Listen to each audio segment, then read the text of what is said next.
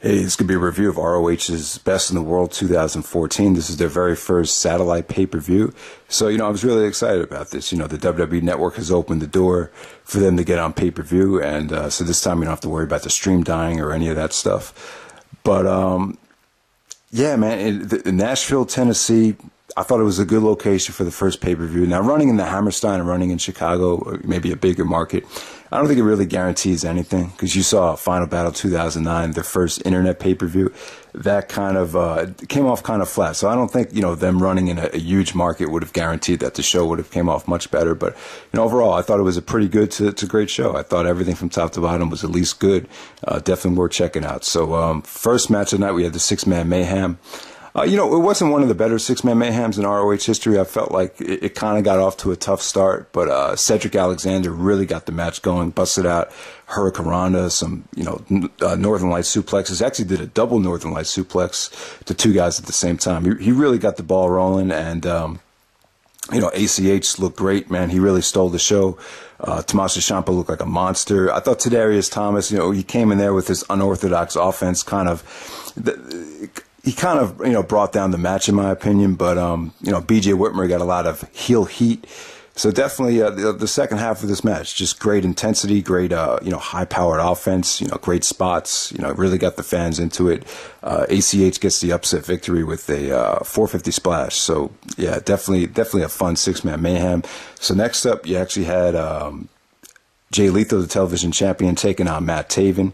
So Lethal turns heel. Matt Taven's out of the House of Truth, turns babyface. I always thought Matt Taven was kind of held back because of the whole House of Truth gimmick. But, as a babyface, I think he's going to struggle a little bit on the mic. Definitely room for improvement there.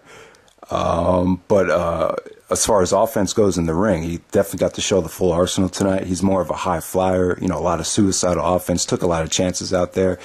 Just some really good topes and dives from Taven. But, Lethal is a heel. I think it's a nice change of pace for him. I thought both guys busted their ass, put on a really, really, solid match here. Lethal gets the win with the lethal injection. A pretty nasty looking finish, but it came off really good.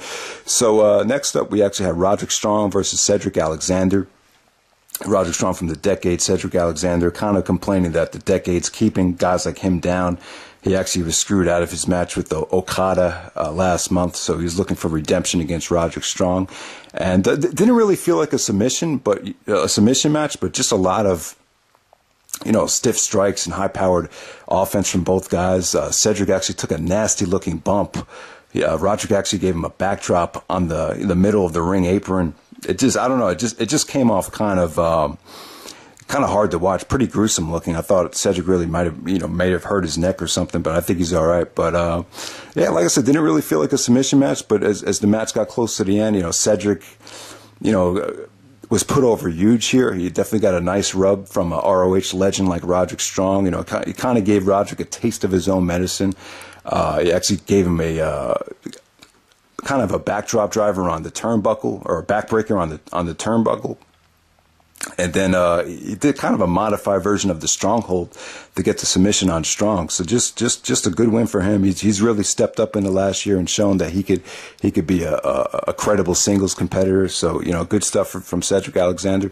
All right, so next up we actually had the Briscoes taking on Matt Hardy and Michael Bennett with Maria. This actually was a disqualification at first, and then Nigel came out, made it a no DQ match. Now maybe this is the type of thing you want to promote on, that this was going to be on pay-per-view, that it was going to be a hardcore match or a TLC match. But, it was kind of a nice surprise. It was kind of like a nice added bonus if you did order the pay-per-view. And it was pretty crazy. You saw the ladders, the tables, the chairs. The Briscoes, they did the Doomsday Device to Michael Bennett on the outside. Just a lot of good tag action from the Briscoes. I thought the Briscoes looked good. They're really on top of their game right now with their characters and their chemistry in the ring. But, yeah, the story of the match is Matt Hardy, man. He must not be going back to the WWE anytime soon, because he almost killed himself in this match. He took a suplex off the top of a ladder through a table. Mike Bennett took some pretty nasty, chair shots. I think the Briscoes did like a backbreaker to him on the chair. So just a lot of crazy hardcore action. They brought out the fire extinguisher. This was just, if you're a big fan of, the hardcore title from the early 2000s in the WWE. This is like a perfect match for you to watch. So definitely good stuff from the Briscoes. So next up I think we had Kevin Steen versus Silas Young. Really, really good old school build up here. I actually did not get to see this match, but from what I've been told, it was really short and sweet. It was kind of a nice way to keep Steen healthy before he apparently goes to the WWE. He's lost a lot of weight. He looks motivated, looks in shape. I think a Steen versus Punk feud one day in the WWE would be awesome. So we'll see what happens there. All right, so next up we actually have Red Dragon, Kyle O'Reilly, Bobby Fish taking on Bad Intentions of Christopher Daniels and Frankie Kazarian. This probably should have been the match of the night. If this had gotten a lot of time, maybe a half hour, this would have been could have been amazing. But this came off like a really, really solid, really, really good television match. Really, just some great selling from Frankie Kazarian. Frankie actually took a flux capacitor off the top rope. I thought he might have, broke his arm or something. It was just incredible selling from Kazarian. I thought Daniels looked good. The guy's like 43, 44, but he hasn't missed a step. He's still busting his ass. He's still, put it all on the line.